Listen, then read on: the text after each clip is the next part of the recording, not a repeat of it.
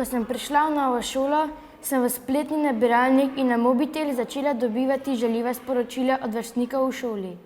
Potem so ustanovili še skupino na Facebooku, kjer so objavljali moje fotografije in pod njimi pisali grozne komentarje, kot to, da sem grda, neumna in debela. Sčasoma so mi začeli tudi groziti in mi pisali, da se mi bo vkratno zgodilo nekaj groznega. Nisem vedela, kaj naj naredim. Učenci osnovne šole Antona Martina Slomška z Vrhnike so se na delavnici o varni rabi interneta na tem izmišljenem primeru poučili o spletnem trpinčenju. Zdaj ga znajo prepoznati in se pred njim zavarovati. Preden se to zgodi, se bi jaz tako zavaroval, da ne bi objavljal slik na Facebooku ali mojih videoposnetkov.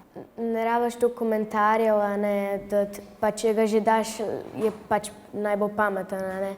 V Sloveniji so otroci manj izpostavljeni spletnemu trpinčenju kot na primer otroci na Švedskem in Norveškem, državah, ki sta na zemljevidu označeni z rožnato barvo, a bolj kot otroci v rdeče obarvanih državah, med katerimi sta tudi sosedi Avstrija in Madžarska.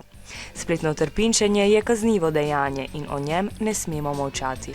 Če jih nekdo začne trpinčiti, potem naj to obvezno povedo odraslemu, ali so to njegovi starši, ali v šoli, učiteljom. Če pa recimo se bojijo to povedati, naj se obrnejo na Tom telefon. Pravila virtualnega in resničnega sveta so nekako ista. Če se v resničnem svetu ne pogovarjate z neznanci, se tudi v virtualnem ne. Prav tako se izogibajte komentiranju ter pošiljanju svojih fotografij in videoposnetkov.